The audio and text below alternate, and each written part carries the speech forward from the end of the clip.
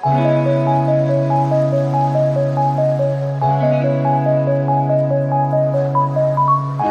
Everyone, അസ്സലാമു അലൈക്കും, welcome back.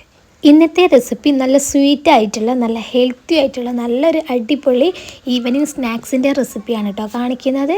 ഈ ഒരു സ്നാക്ക് റെഡിയാക്കി എടുക്കാനായിട്ട് വെറും 3 ഇൻഗ്രീഡിയൻസ് മാത്രം മതി കേട്ടോ. അപ്പോൾ ഇതെങ്ങനെയാണെന്നൊന്ന് നോക്കിയാലോ. അപ്പോൾ ഞാനിതവിടെ 2 മുട്ടയാട്ടോ എടുത്തിട്ടുള്ളത്. ഈ ഒരു സ്നാക്കിലേക്ക് ഈ ഒരു 2 മുട്ട മതിയാവും കേട്ടോ. ഇത് ഞാൻ ഇവിടെ പൊട്ടിച്ചെടുത്തിട്ടുണ്ട്. ഇനി ഇതിലേക്ക് 1/2 കപ്പ് പഞ്ചസാര ഇട്ട് കൊടുക്കുന്നുണ്ട്. മധുരം ഓരോരുത്തരുടെ അളവിനനുസരിച്ച് ഞാൻ ക്വാണ്ടിറ്റി കൂട്ടിയും കുറച്ചൊക്കെ എടുക്കുക. എനിക്ക് അത്യാവശ്യം മധുരം വേണ്ടതുകൊണ്ട് തന്നെ ഞാനിവിടെ 1/2 കപ്പാണ് എടുത്തിട്ടുള്ളത്. എന്നിട്ട് ഇത് രണ്ടും കൂടി നന്നായിട്ടൊന്ന് ബീറ്റ് ചെയ്തെടുക്കണം. ഇങ്ങനെ ഒരു സ്റ്റിക്ക് വെച്ചെങ്ങാനും ബീറ്റ് ചെയ്തെടുത്താലും മതി, അല്ലെങ്കിൽ ബീറ്റർ കയ്യിലില്ലെങ്കിൽ അത് വെച്ചെങ്ങാനും ചെയ്തെടുത്താൽ മതി കേട്ടോ. അപ്പം ഞാനിതാ ഈ ഒരു വിസ്ക് വെച്ചെങ്ങാനും തന്നെയാണ് ബീറ്റ് ചെയ്തെടുത്തിട്ടുള്ളത്.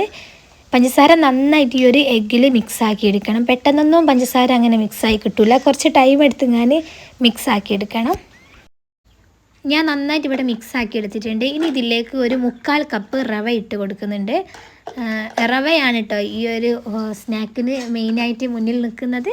അപ്പം ഞാൻ റവ ഇട്ടിങ്ങാൻ ചെറുതായിട്ടൊന്ന് മിക്സാക്കി എടുത്തിട്ടുണ്ട്. അധികം പ്രസ് ചെയ്തിങ്ങാൻ ഇതൊരിക്കലും മിക്സാക്കി എടുക്കരുത്, ചെറുതായിട്ടൊന്ന് മിക്സാക്കി എടുക്കുക.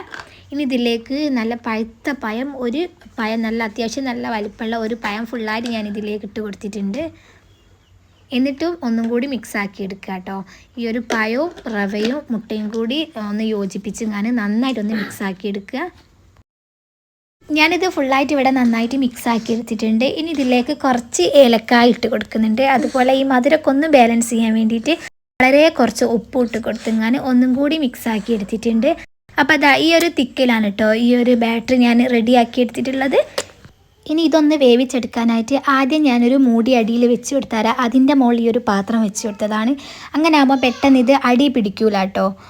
ഇനി ഇതിലേക്ക് ഞാൻ വളരെ കുറച്ച് നെയ്യൊന്ന് ഒഴിച്ച് കൊടുത്തിട്ടുണ്ട്. എന്നിട്ട് എല്ലാ ഭാഗത്തേക്കും എത്താൻ രീതിയിൽ ഒന്ന് റൊട്ടേറ്റ് ചെയ്ത് കൊടുക്കുന്നുണ്ട്.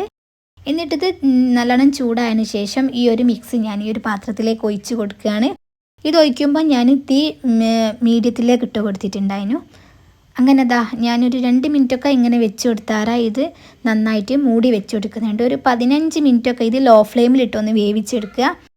ഞാനിവിടെ 15 മിനിറ്റ് ഇത് വേവിച്ചെടുത്തിട്ടുണ്ട്. എന്നിട്ട് ഇതൊന്ന് മറിച്ചിട്ടെങ്ങാനും ഒന്ന് വേവിച്ചെടുക്കുന്നുണ്ട് കേട്ടോ. ജസ്റ്റ് ഒന്ന് മറിച്ചിട്ട് വേവിച്ചാൽ മതി. ഒരു പാത്രത്തിലേക്ക് ഇങ്ങനെ മാറ്റി കൊടുത്തിട്ട് അങ്ങനെ റെഡിയാക്കി എടുത്താൽ മതി. ഞാനത് എടുക്കുന്ന വീഡിയോ ജസ്റ്റ് ഒന്ന് മിസ്സായിപ്പോയി. അപ്പോൾ ഇത് ഇവിടെ റെഡി ആയിട്ട് വന്നിട്ടുണ്ട് കേട്ടോ ഈ ഒരു സ്നാക്ക്. ഇതെന്തായാലും മസ്റ്റായിട്ടൊന്ന് ട്രൈ ചെയ്ത് നോക്കുക. പെട്ടെന്ന് ഉണ്ടാക്കിയെടുക്കാനായിട്ട് പറ്റിയൊരു ഈസി റെസിപ്പിയാണിത്. അപ്പോൾ അത് കഴിക്കാനായിട്ട് ഭയങ്കര ടേസ്റ്റുമാണ്.